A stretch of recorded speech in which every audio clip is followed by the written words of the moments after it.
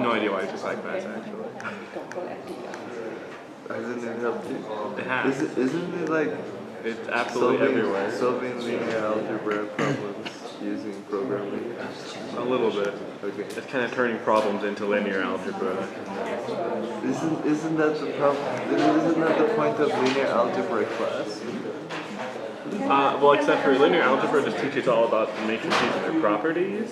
Right? Linear programming tells you how to solve things. The answer is Gauss dynamic every time. No, not maybe we should start.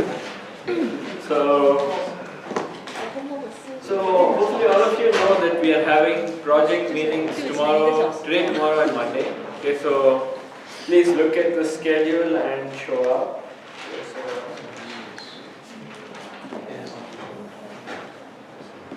And more importantly, you should do, so in the announcements page I have a bunch of things you should do.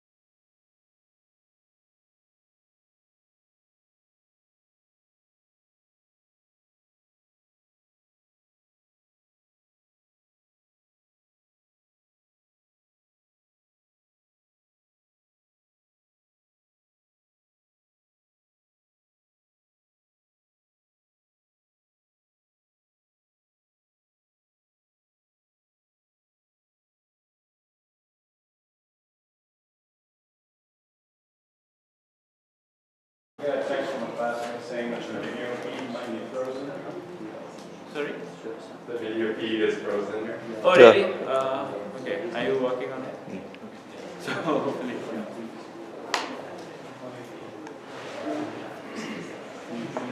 Okay, so any other, so you also asked about the project, right? So the project will, so what you've got to do is come up with a report for the project. The report will basically say what all you have tried. It's not going to be too long. So you'll have to write a little bit about the paper, okay? Like maybe a half-page description of their algorithm and about a page or so of what you have tried to implement. This will involve what data set you've used, whether you've implemented their algorithm or variants, or whether you've implemented a new heuristic of your own. So you'll have something of this kind. Okay, so that will take about a page or so. Then you should have some plots showing comparisons.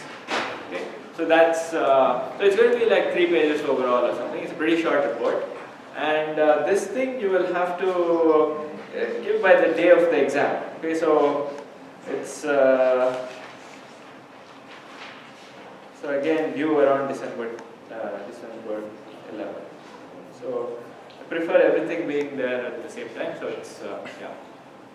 So any other?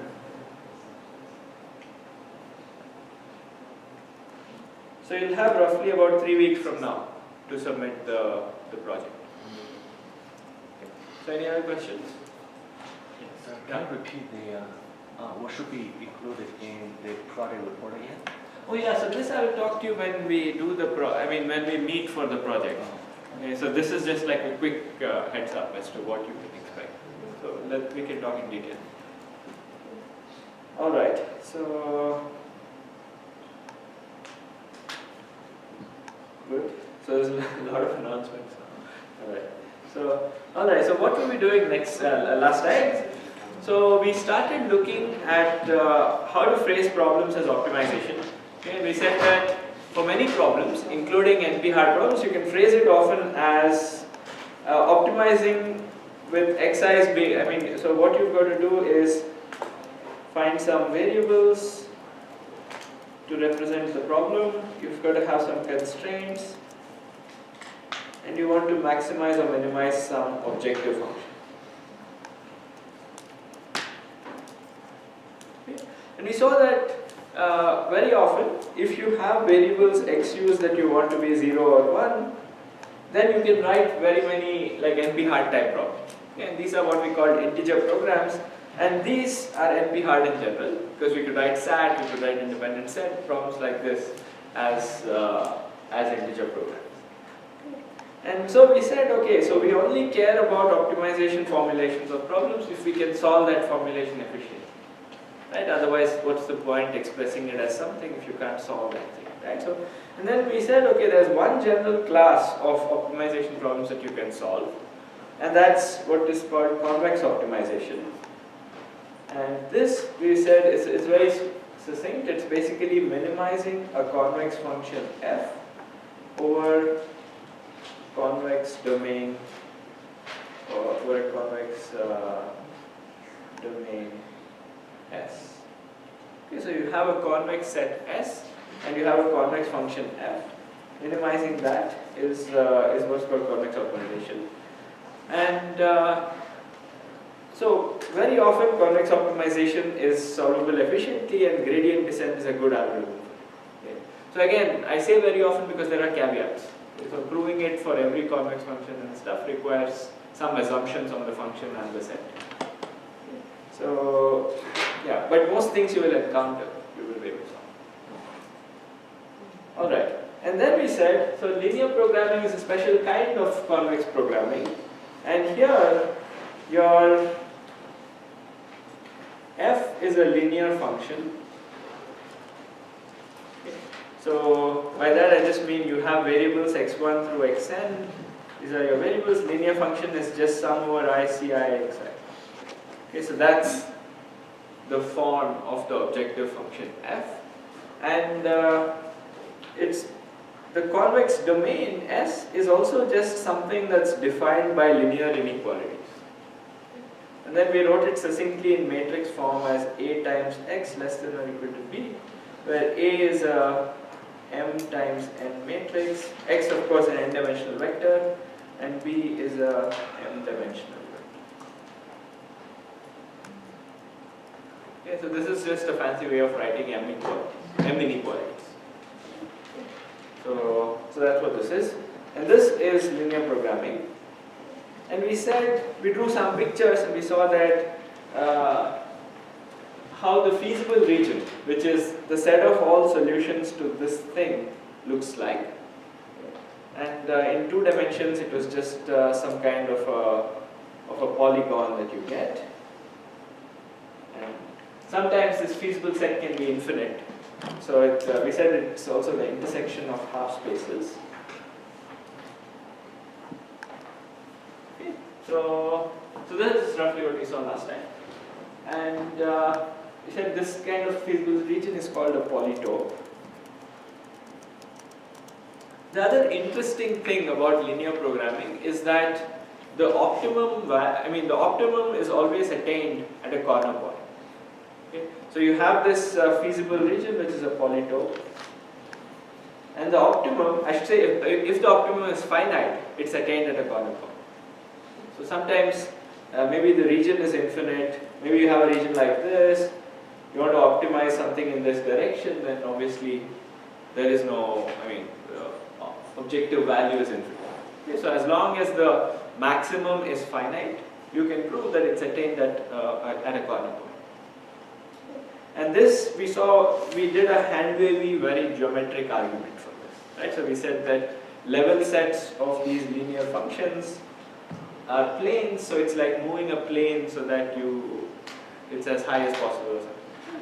And this will always, the optimum will always be attained at a corner point. So we're not that interested in studying the mechanics of linear programming, but it's important to know some of these geometric things that lie behind. Okay, so geometric ideas that lie behind. Okay, and also we need to kind of know how you phrase problems as linear programs. Okay, and we saw how max flow, for example, can be phrased as a linear program. So that was the thing. And the other thing I briefly mentioned is this thing called the simplex algorithm. And essentially what it does is it tries to utilize the fact that the optimum is always attained at a corner point by saying, okay, I'm going to start at some corner, and I'm going to do some local search by trying to move to a nearby corner and so on. That's the algorithm that people often use in practice for solving linear programs. And then you reach some vertex where you can't improve anymore, and then you can prove that that's the optimum. So this again, it's not, what is important for you to know is that linear programs can be solved efficiently. Okay, so anyway, the simplex algorithm is, it's not polynomial in the worst case. So, alright, so the moral of last time was essentially that LP is a powerful tool, can capture a lot of optimization problems, and LPs can be solved efficiently. So, in polytime, in the number of, in the size of the program.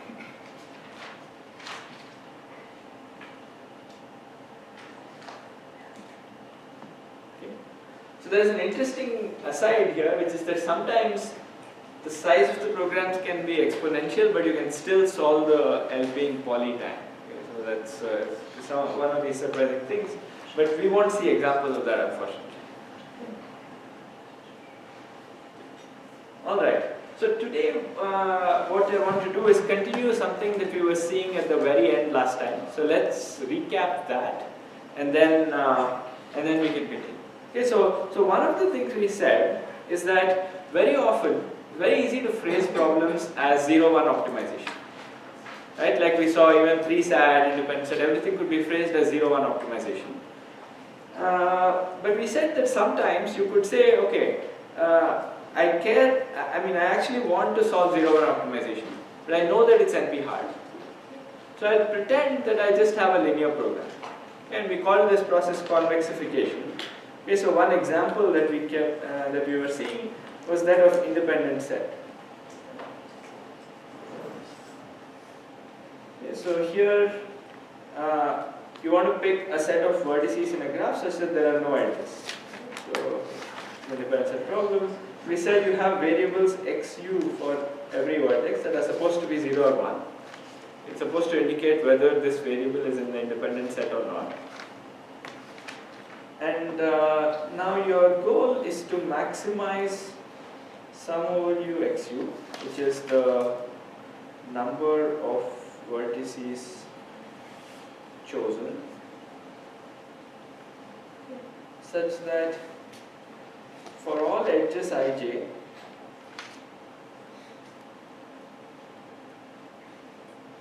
xi plus xj less than or equal to 1. And this is equivalent to saying that at most one of I and j is picked. And now you have something that's almost a linear program. You have maximization of a linear function over a bunch of linear constraints, except for these guys. So you want xu to be 0 or 1. And then we said that, okay, so let's, one thing you can do is, okay, pretend that you just have 0 less than or equal to xu less than or equal to 1. And hope that the answer you get is maybe an integer, maybe something close to an integer value, so that you can get some value. And this step is what is called, it's either called, we call it convexification, more formally it's called relaxation. So ironically the word relaxation sounds less formal than convexification, but that's what it's called. Okay, so this kind of a thing is called a linear programming relaxation for this integer program. So any questions on this way of writing things and relaxing these 0-1 constraints? Why you call it relaxation? Yeah, so let's look at the original thing, right? So if I have just these constraints, so we know that this exactly captures the independent set problem. Can I ask why it can capture the... Oh, we saw this last time, right? So it's a very simple reasoning. So xu are variables that we introduced, okay? And xu's are supposed to indicate if u is chosen or not. Okay, so the goal of independent set problem is to choose a bunch of vertices, right? So you can say, okay, do I choose this u or not? That's what xu is supposed to represent. And now you say maximizes the number of things chosen is some more xu, subject to the constraint that you don't choose any edge, I mean both the endpoints of any edge.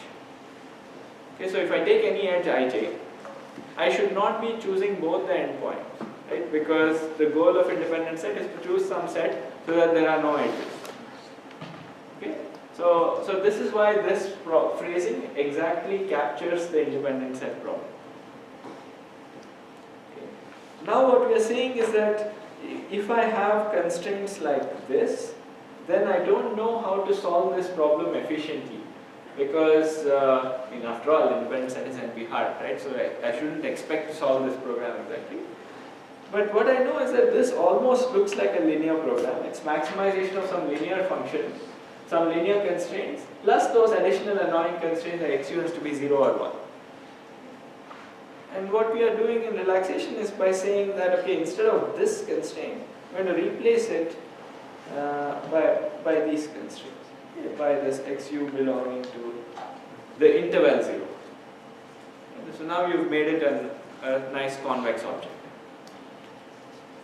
Yeah, because these are now linear functions, right? These are just linear functions. And this one is gone now. Okay, so I replace those constraints by these. And this process is called relaxation. Still not convinced. So if we can solve this problem, can this problem transfer to the independent set? Are they equal? No, and they cannot be, because this can be solved efficiently, while we don't expect independent set to be solved efficiently.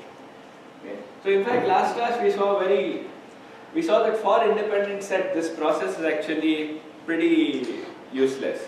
I mean, in the sense that, so it's a two-sided head, so let me just go there and say that first. Okay. So what we saw is that you can have a graph where the true independent set is 1. Okay. True max independent set has size 1, and the graph is just a cleat.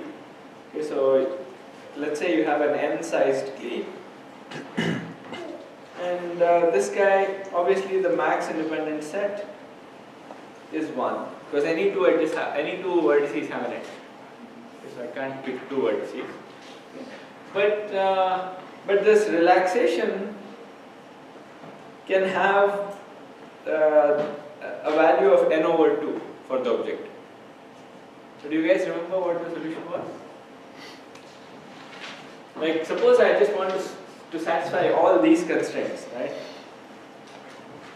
For every edge you have xi plus xj less than or equal to 1, xu belongs to the interval 0, 1, and I want to maximize sum over u xu. Okay. Can you give me a solution where yeah, so we saw that if I set xu equals half for all u, it's trivially going to satisfy these constraints. And it's obviously going to satisfy these constraints as well. And that objective value is going to be n by 2. And that's pretty sad, right? Because we are saying, I mean, the relaxation has optimum opt equals n by 2, while the true optimum is just 1. So there's a huge gap between these two numbers. So, but this turns out to be kind of a bad example. Okay, so it turns out for many problems you can do something a little bit better. Then we saw one problem where you can do excellently. Okay, and this was bipartite matching. Okay, so here what we said was you could write a relaxation. So bipartite matching is the Santa Claus problem for those who don't remember. So you've got n children and gifts you want to assign. So last time we saw how you could write this as an integer program. So you say you introduce variables xij, which is child I given gift j or something like this. And then you say that for every child must get one gift. So you say that sum over j of xij is equal to 1, and you have constraints like this. So we saw this last time, so I'm not going to write them off. And you have this constraint that xij is either 0 or 1. And that exactly captures the bipartite matching question. But then we said, suppose I now relax this and move to the constraint 0 less than or equal to xij less than or equal to 1. Now it becomes a linear programming problem. But we said that there is a non-trivial but surprising fact, which is that the polytope you get, or rather the feasible set that you get, turns out to have all corner points being integer points. And we didn't prove this fact. Okay, so this is kind of a surprising fact. So all the corner points turn out to be integer. So in this case, just pretending that you have a linear program with these constraints and solving it will actually give you the true optimum. Because we know that if I solve a linear point, I'm going to get a corner point. And every corner point is an integer point, and integer solutions are good. Okay, so this was what we saw last time. So this is the other extreme, okay, in which you lose nothing by relaxing. Okay. So some of you still seem surprised, so I would say just, it was last class the one where there was no video? No. No, right, there was video. Okay, good. Yeah, so then you can look at that. Okay,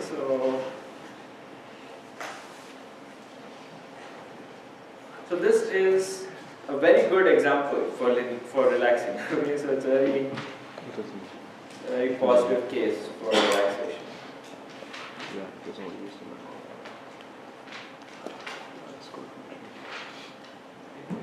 So you basically lose nothing. We lose nothing by moving from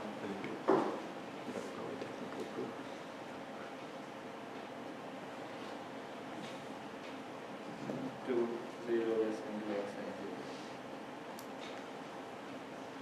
0. So that's a nice fact. This relaxation. Okay, and by the way, so this is the way in which you can solve bipartite matching when you have weights on the edges. Okay. So if you guys remember, there was this reduction to flows where we could do the reduction if you knew that all the weights were equal to 1.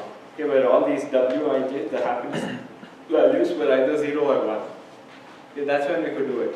But this linear programming formulation can be done for any weight. So this is another thing. So if you guys are curious about this problem, this is how you do it. Alright. So let's not dwell on these, but let's just remember that there are some cases where it's very good, where we lose nothing in moving. Some cases where we lose everything. Right? So here the final solution has nothing to do with the true independence. So that's this. Okay, so today's goal is to look at problems in between. Okay, and this is kind of a big research area, so there are still a lot of open problems in this kind of space. And so basically our goal is to, in some sense, look at, to see if the linear programming solution can give you some information about the optimum. And we'll quantify what that means in a second. Okay, so you want the linear programming relaxation to not be completely useless as it was in this independent set example. Okay, so that's what we want to do. And so the goal, of course, and the goal here is to obtain approximation algorithm. So we've been doing this throughout the course, but I'll define this formally in the next slide. So, and generally our goal is to show that if I do this relaxation process, then the optimum is not too far from the real optimum. Okay? And for some problems, it turns out you can actually do this. Okay, so it's not exactly the integer optimum like it was in the matching case. It's not that far from the integer optimum. So it's and furthermore, usually you can use the LP solution to come up with a decent integer solution. And that's the goal of today's lecture. Okay, so if we want to say that sometimes you can, I mean, it's not completely useless going to this linear program. So, alright. So what is an approximation algorithm? So this is something you should be able to define now. So suppose I have some maximization problem P.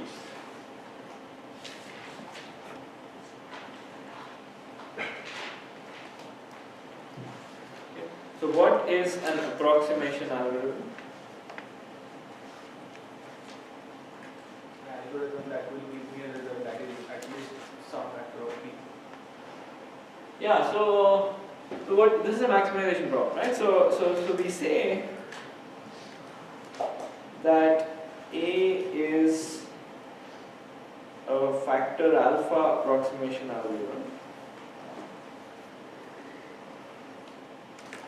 for P if for any instance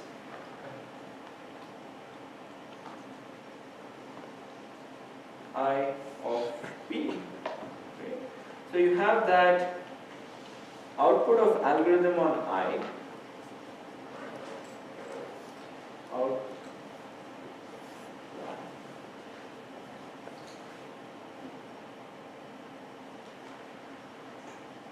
output of A on I has objective value that's bigger than or equal to alpha times the optimum objective value for I.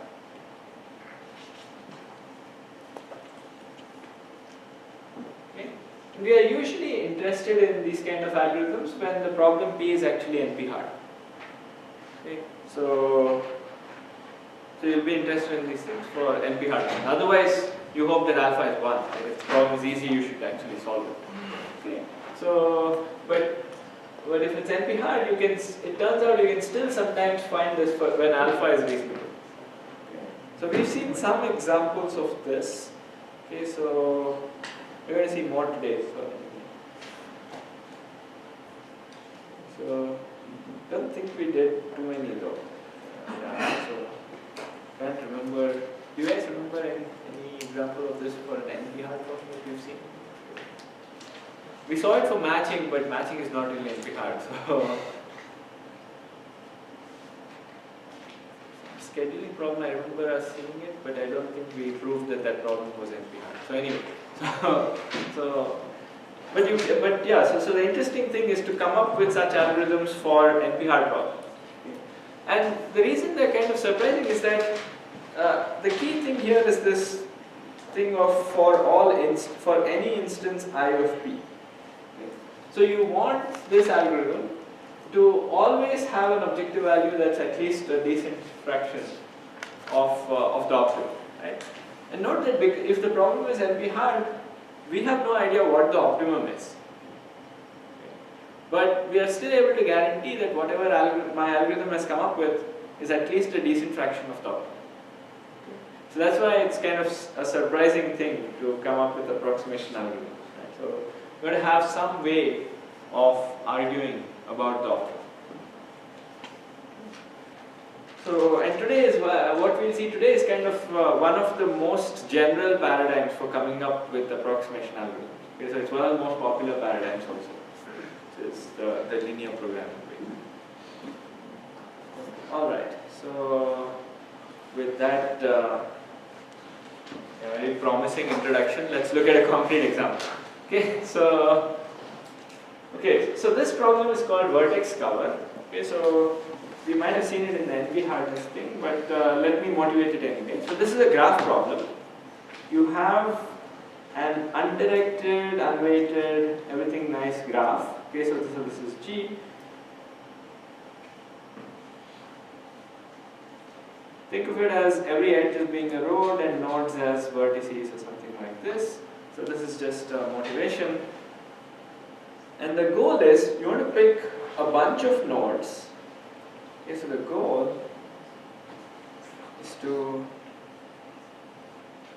choose a small set of vertices,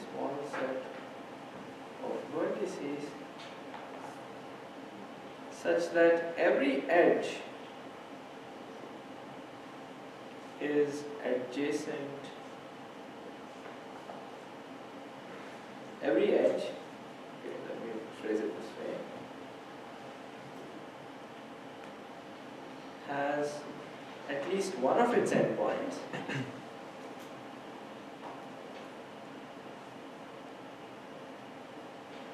shown.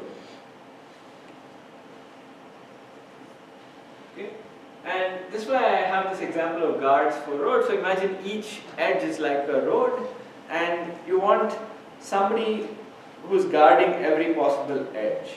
Okay, so like in this example, if I chose this, then this edge is not guarded, so I've got to put somebody somewhere else, and maybe I don't need this guy. Maybe somebody. Yeah, let's put it as a so all the circled nodes will be able to cover or guard every edge. So let's call them covering edges. So this is a pretty well studied problem. So it's I forget where this is used, but it has a bunch of applications. Okay. So so the goal is to just pick a small number of nodes so that every edge has at least one of its endpoints chosen. So this, in terms of constraints, you can kind of see that this will look very much like the independent set. Right? It's kind of the opposite thing. It's like there you don't want both of them to be picked. Now you want at least one to be picked for every edge. So how would you write a linear program for this? Firstly, how would you write a 0-1 program for this?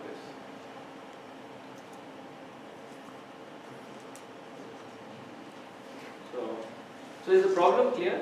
Your goal is to minimize the size of the number of vertices you pick. Yeah? Are you asking for a brute force or? I'm asking for how would you phrase this as an optimization problem?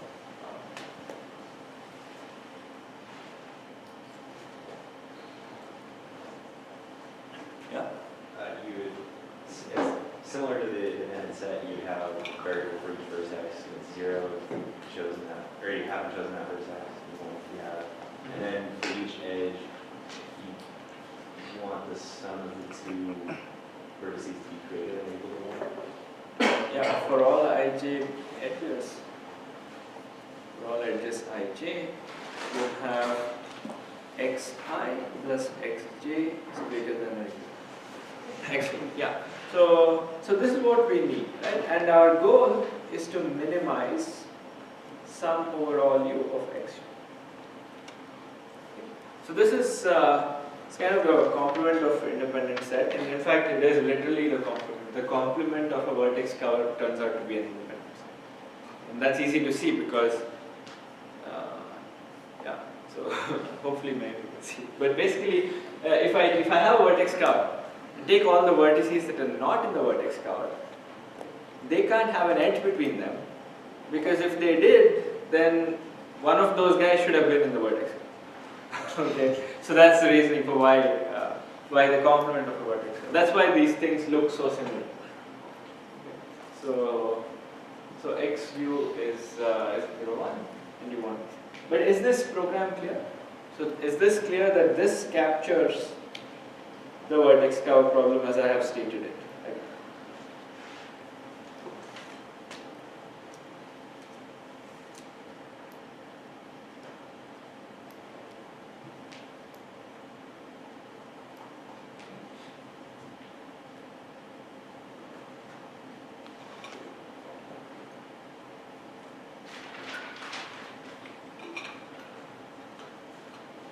Yeah. So is the goal to choose the smallest set, or like do you give us a choose. K? Yeah, so that's the decision version. I should probably just say choose the smallest set of vertices such that, yeah. So the goal is to minimize the size of S.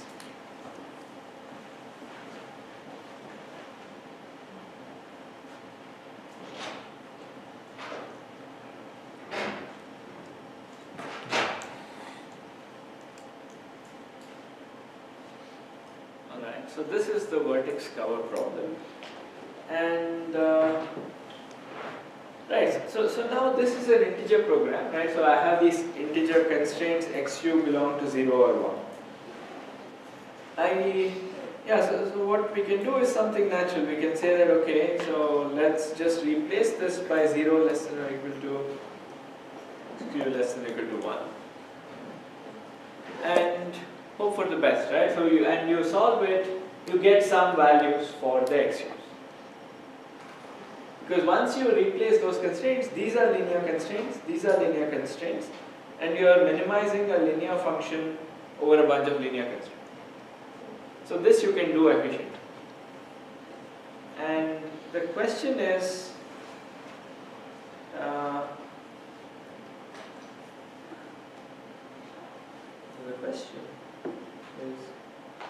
can we use the LP solution to come up with a true assignment, with an integer solution, with a 0-1 solution, such that the objective value is similar. So this is the question that we want to ask. Okay, so you want to use, you know that this linear program can be solved efficiently once I replace those constraints with these guys. And the solution to that will be some point x, which has a bunch of xu's. Some of them will be fractional, some of them will be 0 or 1. Okay. But now what I want to do is come up with a real integer solution, with a 0-1 solution, which still satisfies all these constraints.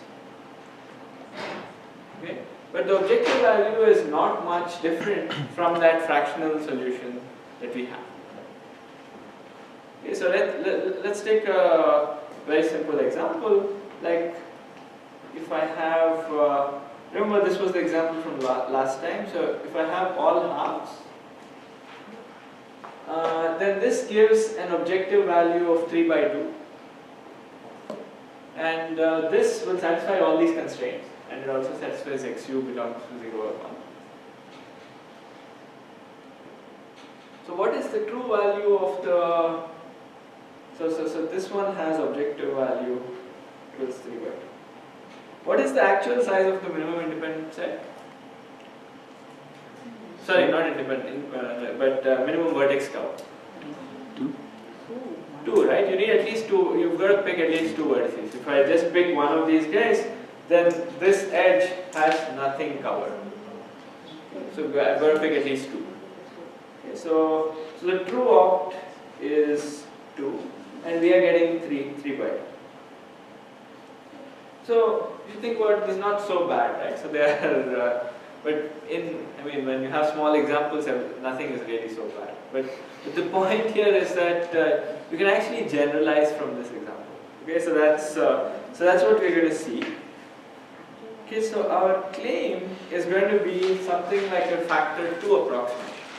Okay, so the claim is the following. Okay, so start with any feasible solution to that relaxation. Any feasible solution. x1 to xn to the relaxation. The relaxation, as we said, is a linear program. We said all linear programs can be solved in polynomial time, so we can get this such an x. Now, so start with and we can efficiently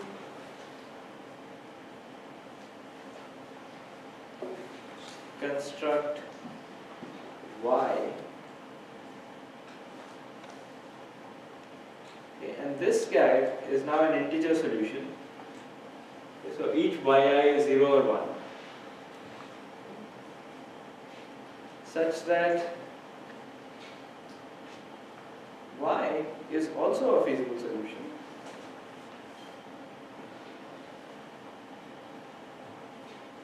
And sum over u yu is at most 2 times sum over ux.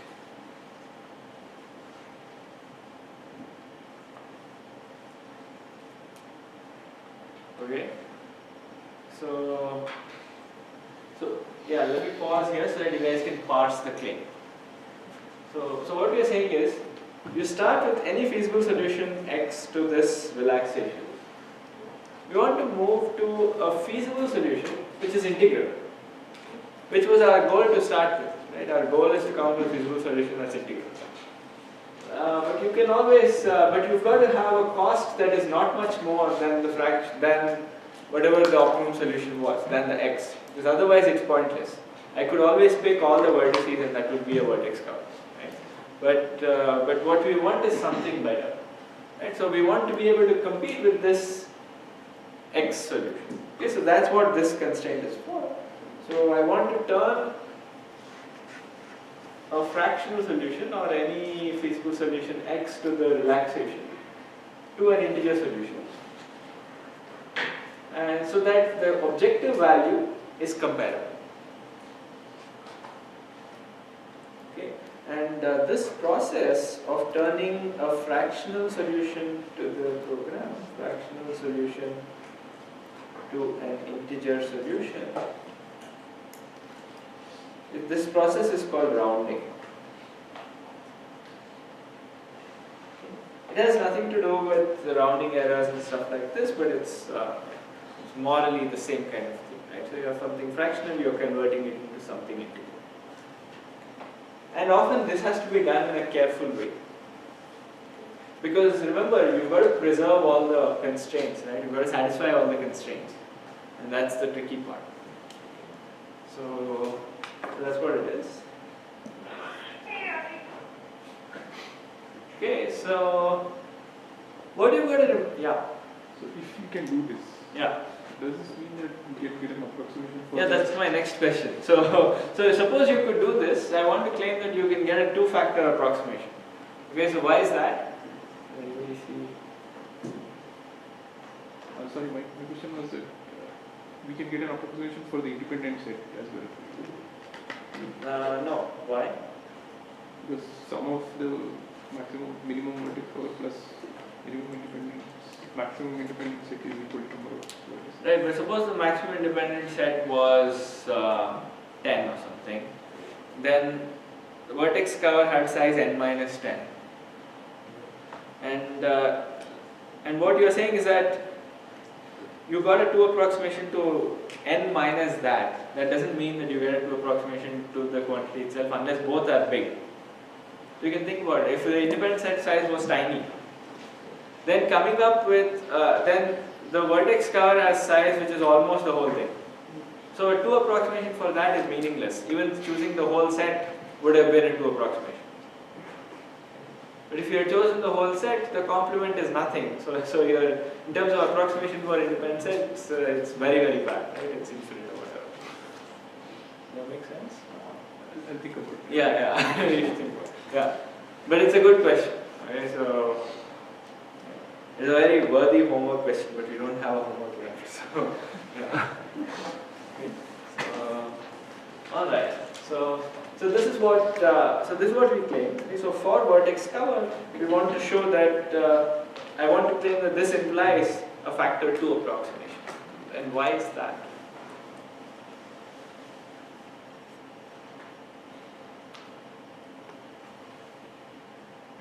It's because our relaxed one is going to have a lower or a smaller minimum than the constrained one. Yeah, so the key observation here is that I've started with this optimization problem, a 0-1 optimization problem. Let's call it, and let's call the minimum of that to be some, this is the true optimum for the problem. Right, so if I had this 0-1 thing, then there would be a true optimum for, and that would be the optimum for the problem. Because that captures the problem exactly. Now, if I replace those 0-1 constraints by xu is belonging to this, I'm not losing any feasible point, right? Because every x that was feasible to start with was also feasible for this linear programming relaxation. So I'm doing an optimization over a bigger set. Okay. So if I have a minimization problem that I'm trying to solve over this set of points, okay, so it's minimum of some function over this set of points. Now I suddenly tell you, oh, I throw in a whole bunch of extra points and I take the minimum over all of these points. So you know that the minimum is only smaller than or equal to the original minimum, right? Because all the original points were there. Maybe you got somebody who's even better, right?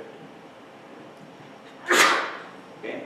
So what you know is that the optimum of LP is less than or equal to this integer optimum. Okay. And now what am I saying here? I am saying that I am constructing a solution. So the value of solution y is at most 2 times the optimum of LP. Right, because that x, the sum over u xu, like x was the optimum solution to the LP. So the sum over u xu was equal to the optimum of the LP. And what I'm doing is coming up with a solution y whose cost at most. We know that this guy is at most the optimum of the original thing, so this is at most 2 times optimum of the problem itself. And this is kind of a key trick. Remember I was telling you that for NP-hard problems, getting a handle of what the optimum could be is a tricky thing. Okay, so this is kind of a way of getting a handle of that. Okay, so you're saying, I cast this NP-hard problem as an optimization problem. And then I'm going to increase the size of its feasible set so as to make the optimization problem tractable. I'm saying the optimum of this new tractable problem is a lower bound on whatever the optimum of this NP-hard problem. And my rounding algorithm is going to try to compete with this lower bound, and it's going to be not much bigger than this lower bound itself, therefore I'll be better than, therefore if I can also compete with the true optimum. So that's kind of the idea. Okay, so and this is so this is one of the most popular ways, as I said, of coming up with approximation algorithms. Okay, this thing of so it's also called relax and round paradigm.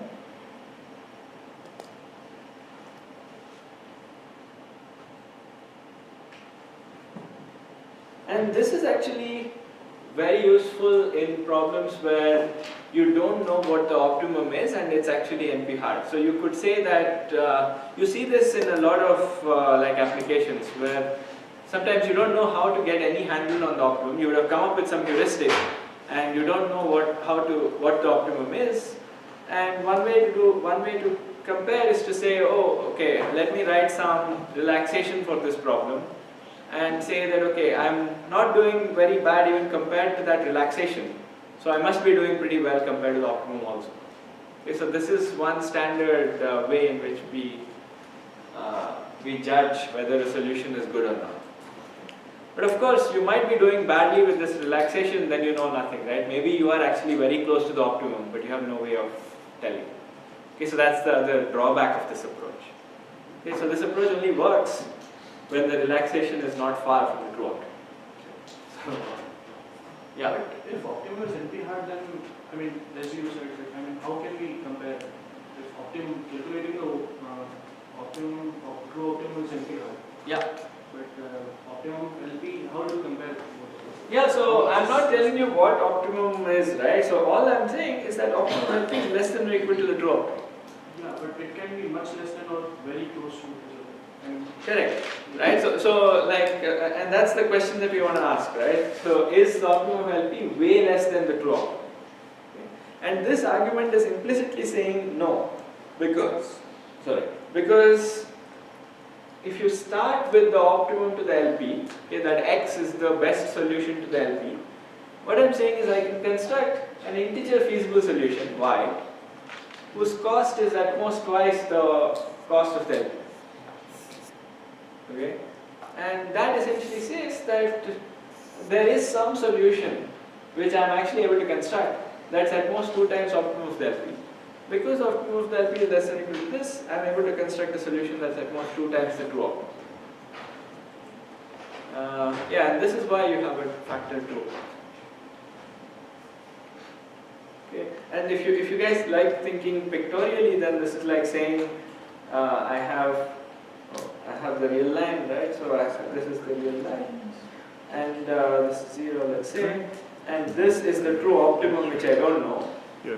And I'm constructing, I'm saying that the optimum of the LP lies somewhere here, optimum of LP lies somewhere here, and the Y I'm constructing is at most 2 times this thing.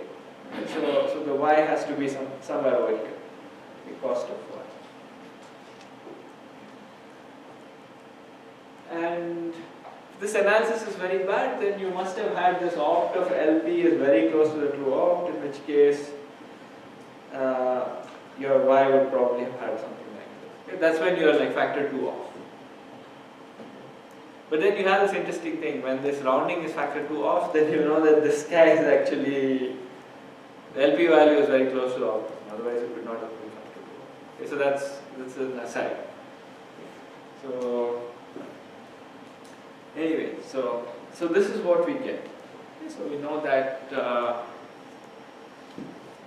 this, once you can prove this claim, then you've got a 2-factor approximation. Okay, so that's the bottom line. So the claim implies factor 2 approximation.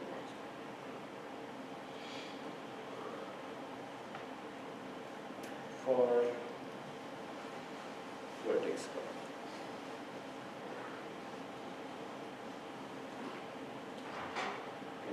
So now how do you prove this claim? Any simple ways you guys can see? Like we are saying, I start with any feasible solution X. I want to construct an integer solution Y that's also feasible. Okay. And remember, feasibility is not that serious, right? I mean, it's basically, I have these constraints. these constraints is nothing to show feasibility. Like I just have to be between 0 and 1. Yeah. I was wondering, this problem is very much similar to the maximum independent set problem that we had in our previous assignment. Yeah. That whole approximation to approximation. So in that, basically, we created a G cross G graph, and we connected the vertices that are the entire scenario that was given to us. So we can do something like that over here as well, right? Yeah. You can do that. You can see what happens actually. I mean, it's a very strange thing that happens. You can start with an n vertex graph where the independent set size is k, and here the vertex cover will have size actually n minus k. If you do the product, this will become n squared k squared. So this will be like n squared minus k squared. Okay, but n squared minus k squared is way closer to n squared than n minus k is to n. So in some sense, you'll be able to see that coming up with a 2-factor for vertex cover in these kind of examples is kind of trivial. Basically picking the whole vertex set will be a 2-factor approximation if you do product enough times. So you can convince yourself of this. Go back and so vertex cover is a much easier problem because of this complement nature of things. Okay, because, and this is generally true, like for problems in which you expect the optimum to be kind of large compared to the problem size, like in this case n, approximation algorithms are kind of easier to come by. Okay, but independent set is kind of this weird thing where typically a graph will have a very tiny independent set. Okay, so approximating something tiny is always harder because you've got to pick the right things. Okay, so this is just heuristics. Of course, there are exceptions to this rule, but this is kind of the intuition as to why. But it's a good question. You should work out what happens when you do the product. You will see that these are the numbers you get, and you can see why you can't boost the hardness.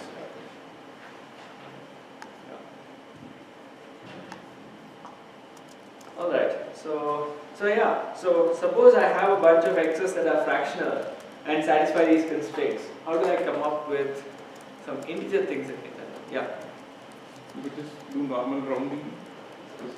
Yeah, so this is one place where rounding is like real rounding, right? Okay, so what you can do is I take these x1 through xn's, okay, and if an xi is bigger than or equal to half, okay, I set yi equals 1, and if xi is less than half, then I set yi equals 0. So this is the obvious rounding, right? This is what you would do.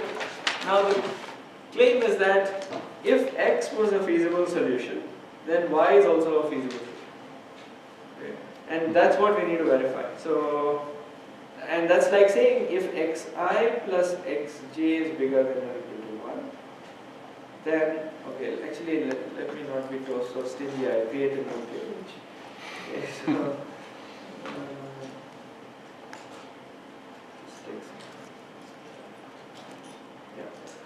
okay, so what we want to show is that this natural rounding, you have this natural rounding,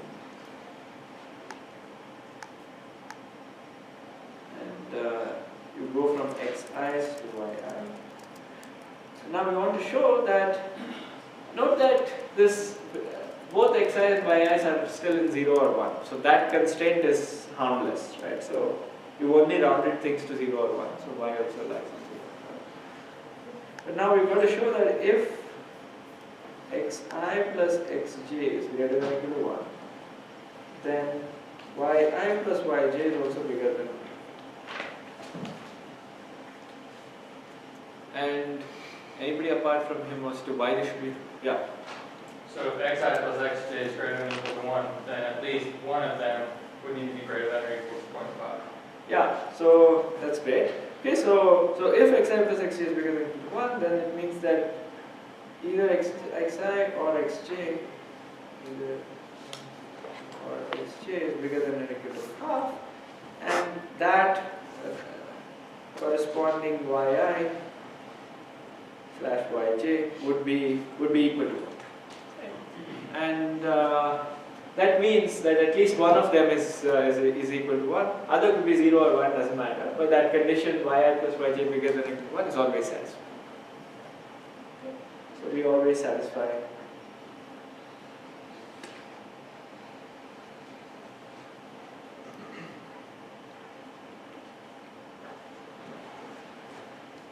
And this is pretty nice, right? Because yeah, so you've just done the natural rounding and things worked out. So now what about the objective value?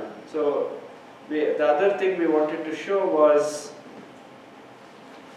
second part was showing that sum over u xu, sum over u yu less equal to 2 times sum over u xu. Why is this true?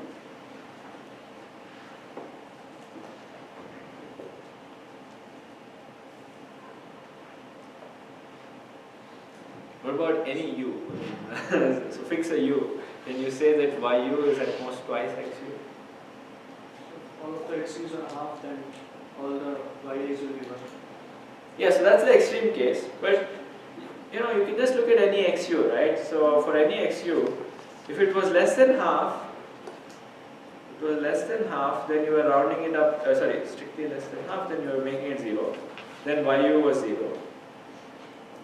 If it was bigger than or equal to half, then yu was 1. So you can say that in either case,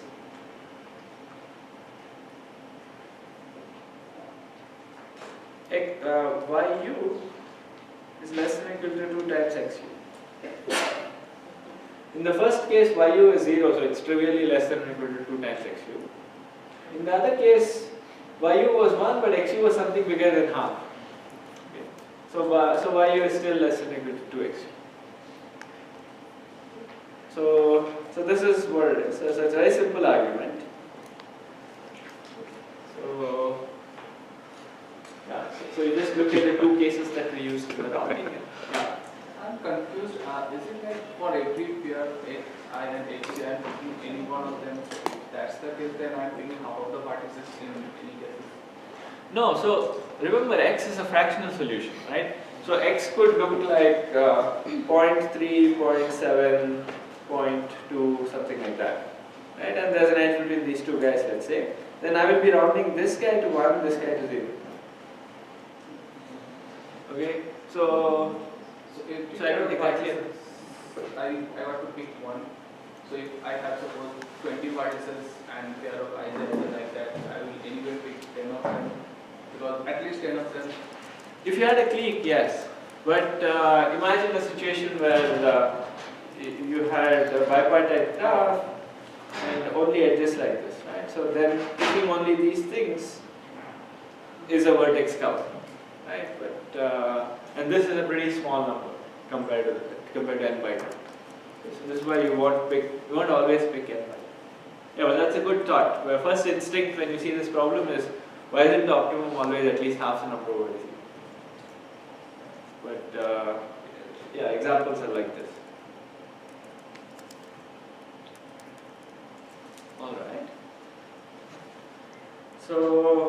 Alright. So this shows that our rounding procedure satisfies this, therefore sum over yu is really at most 2 times sum over u.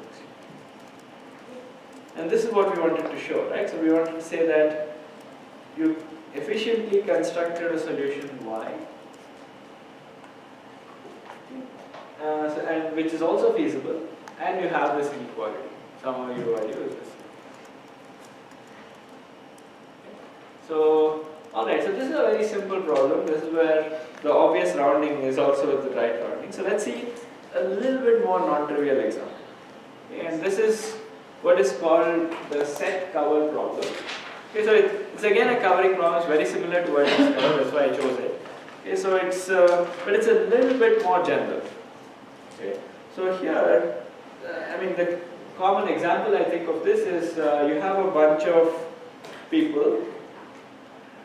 Okay, so and each person is an expert on a bunch of topics.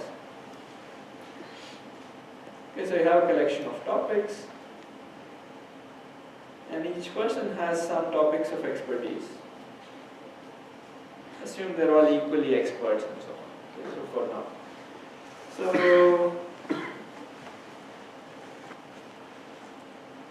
what you've got to do is you want to hire as few people as possible so that every topic is kind of covered. Okay, so you want an expert on every topic. Okay, so this is a covering problem for that sense.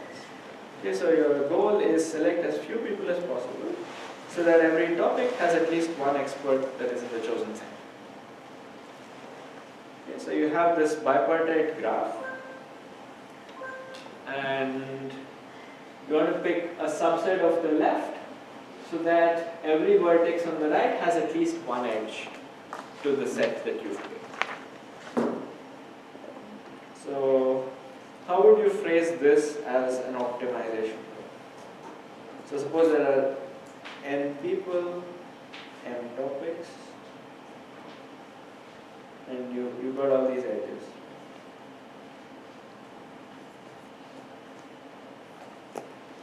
So optimization formulation.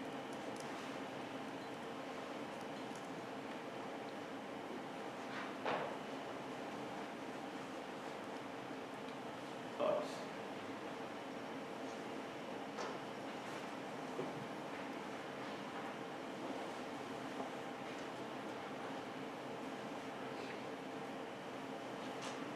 And this is again a selection problem, right? So you've got to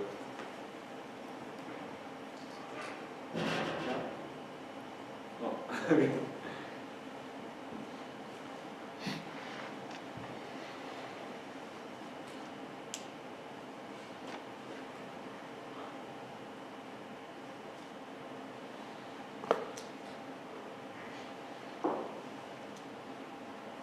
For the topic side, we have to choose at least one edge Okay. and a vertex on the topics side. Because for each of the topic, we have to lose at least one of the incoming edge. Yes. So, if we apply vertex color on the topic side, I'm not asking you for an algorithm, right? I'm asking you for a formulation. So this is what you should always resist, the temptation to come up with a heuristic. Okay? So you got to see first how can I phrase this as an optimization problem, right? So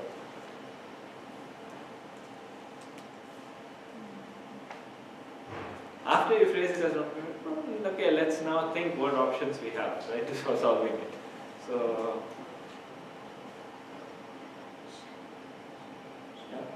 Suppose for each people we use XU to represent whether we choose the people or not. And then we want to minimize the sum of XU such that for each topic the sum of the people it connects to is greater or equal to 1.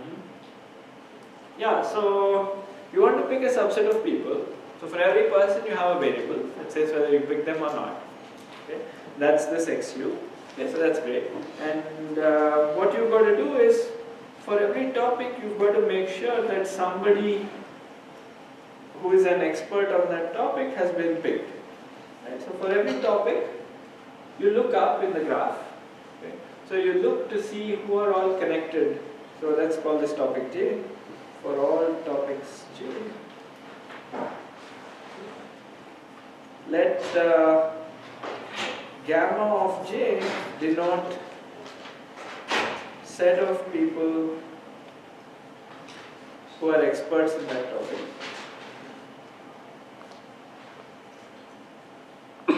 One topic J. Then she's saying that sum over U in gamma of J of XU better be at least equal to 1. Okay. So I'm just introducing this notation.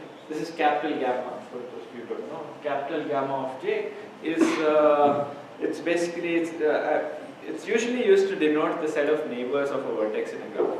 Okay, so and this is what I'm doing now. Capital gamma of J is set of people who are experts on this, okay, which is equivalent to saying the set of neighbors of that vertex. And we are saying that sum over u xu is bigger than or equal to 1. So, and I want xu to be 0 or 1. And the objective value is minimize sum over u. Okay, so u in the people side. So any questions on this formulation? So it's very similar to before, right? So it's want to pick as few things as possible with some constraints. Now your constraints come from this bipartite graph. And what he was saying is this observation that this is vertex covers a special case of this. You can think of topics as being edges, and every edge has precisely 2 experts on it, which are the 2 endpoints. Okay, so you can reduce vertex covers. Okay, so in that sense, it's kind of topics are like edges. So, all right. So now this is an interesting problem, right? So now you have this. The relaxation is obvious, right? So the relaxation, as always, is replace this. The green one is replace this by 0 less than or equal to xu less than or equal to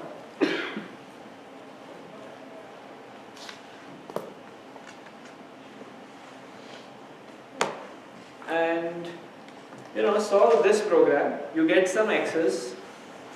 Hope that from the x's you get some y's. Okay, so that's the usual rounding. Oh, so the LP for set cover. Okay, I should do this on the next slide. But whatever, right? So the hope is, again, as before, go from xu's to some set yu's. You've got to verify 2 things like we did before, such that yu remain feasible.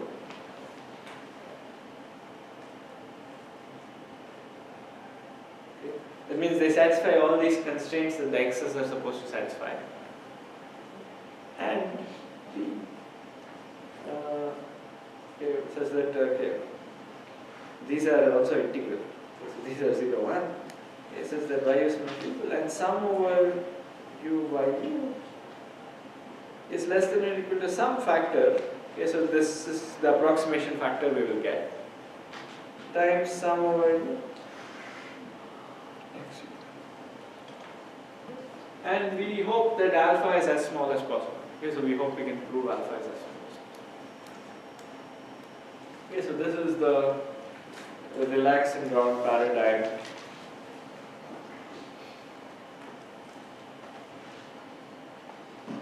Applying to set cover. Right, so basically you start with the optimum solution to the linear program, the relaxed version. And you hope that you can move to some values so that these constraints are satisfied. So what we're going to see is a very interesting new kind of a rounding procedure.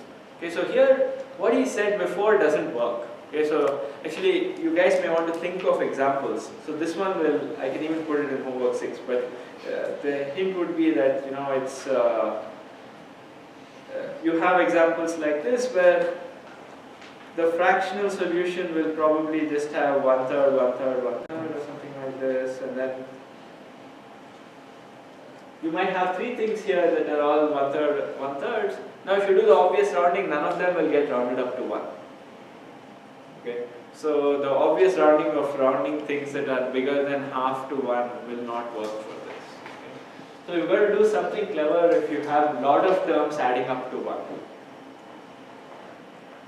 So yeah, so we're kind of out of time. So let me just tell you what the rounding is, and then this is actually a very clever rounding process which turns out to be pretty widely applicable. Also, it's a general rule of thumb. If you don't know how to round it, just smile and say try to do randomized rounding. Okay, so and it often works. Okay, and the point is, if I have xu, then I'm going to set yu to be independently equal to 1 with probability xu, okay, and equal to 0 with probability 1 minus x. So this is another obvious way to round, right? I mean, if xu's are supposed to be indicative of how badly I want to choose this element u. And if my linear program told me that you should choose it with pretty good confidence, then okay, I should, with a pretty high value, then I want to choose it. And if it was tiny, then it means that the linear program figured out that this xu is not too important. Okay. So you can hope that, okay, so I do this, and hope for the best, right? So maybe with a decent probability. So what you've got to check is now, check that all constraints are satisfied with high probability.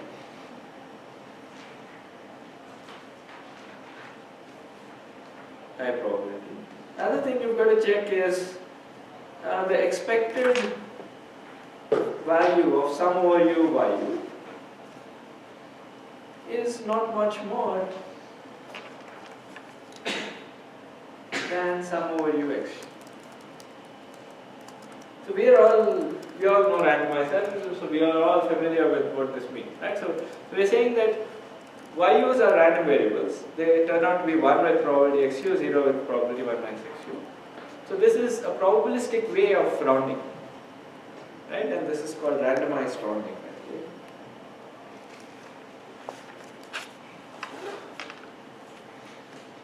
So what you want to do is that when you do this rounding, all the constraints you want them to be satisfied with high probability.